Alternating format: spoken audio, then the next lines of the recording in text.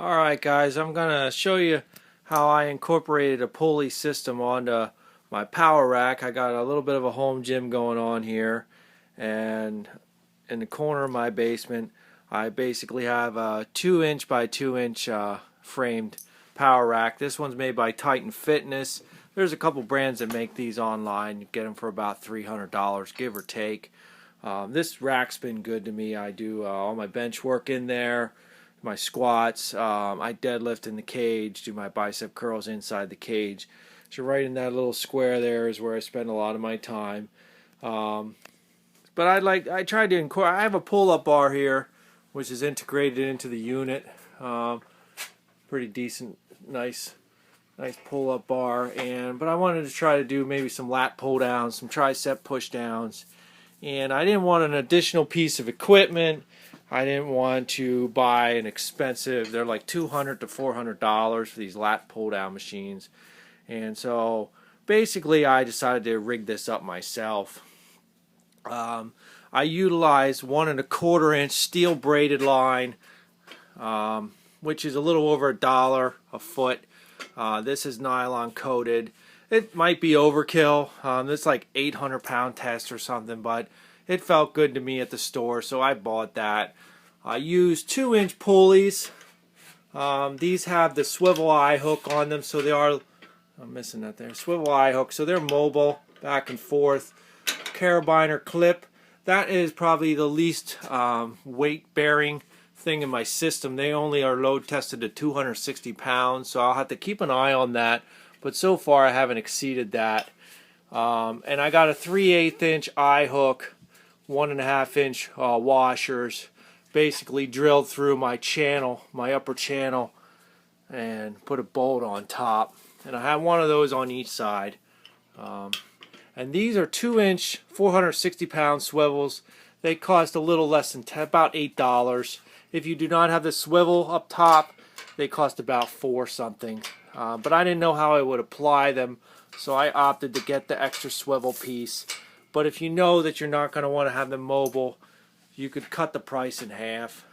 And then for the eye fastening at the end of the cable, they sell little kits here with your cable tie, and there's a little metal piece in here which prevents you from tearing away at the nylon. And then a carabiner clip. And again, on the opposite side down to the bottom, I meet up with a bad video, but carabiner clip there. I'll have my son sort of help me here. Point that down towards where the weights are, bud. Where I put my weight stack, I got 1 1/4" steel plumbing, galvanized steel plumbing, threaded pipe. And on the bottom, I put a floor flange on. Can you see it okay, bud? Yeah. Floor flange on there, screwed it on really tight, and you can lay your plates right on there, super convenient. And then you can get a cap for that. I got a larger eye hook for the cap, and just drilled a hole through the end cap, a 1/2" hole, and put my bolt through there, my eye hook bolt. And this, actually I did not, there's some give on this, so I did not screw the bolt the whole way so that it's tight so that it can spin. And in essence, that allows you to turn this with your with the cable attached. You can turn it back and forth without twisting everything up. Put your plates on there. It does scratch up my rack a little bit. I'm not running a beauty contest, but it scratched it pretty bad, so I do lay like a blanket here. No big deal. Got that all, Ryder? Yep. Back over here, I'll show you. I couldn't find a local sporting goods store that actually was selling the lat pull-down bars, so I again went to the plumbing section. Just basically put my hands on some pieces of, this is black steel. 3/4 inches. It's a 3/4" by 36" piece.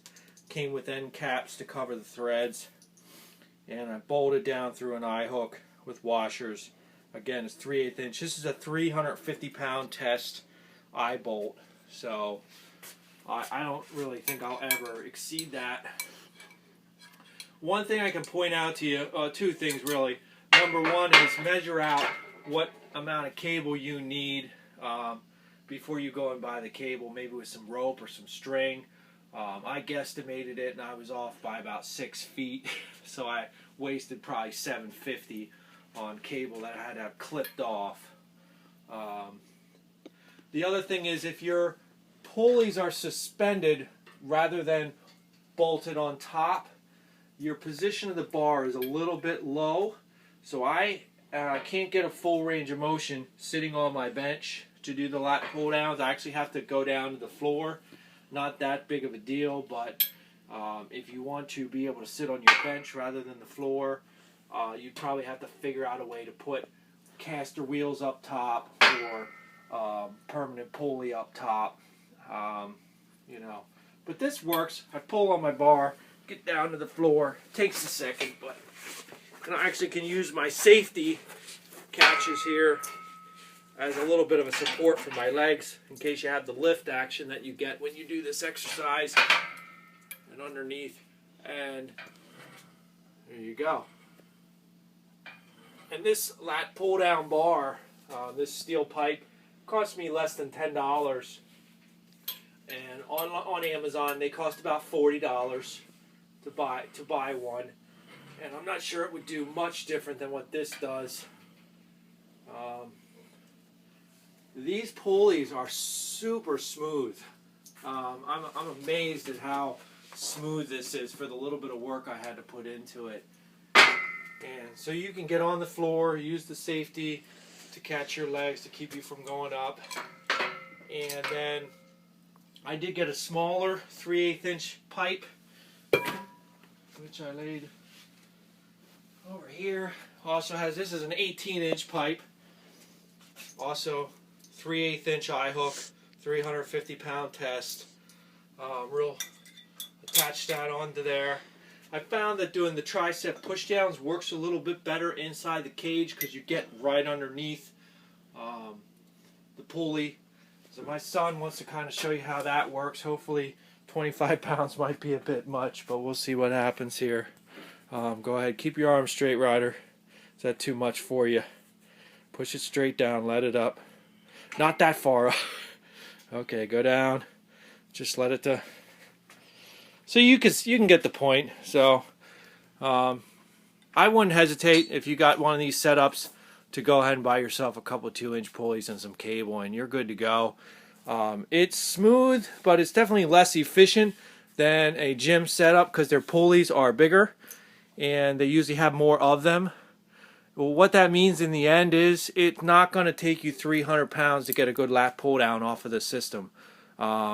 When I place 100 pounds on that, I know it. I mean, I can move it, but I know it. So I'm actually not even sure I'll ever exceed the 260 pound weight limit of these carabiners. But if I would, you know, I'll go to a mountain store or a hiking shop and get some good carabiner clips. I know they make better ones than this, but these were like 98 cents. So that's why I went with them. And so far, I'm not anywhere close to 260 pound capacity. So, all right, have a good one.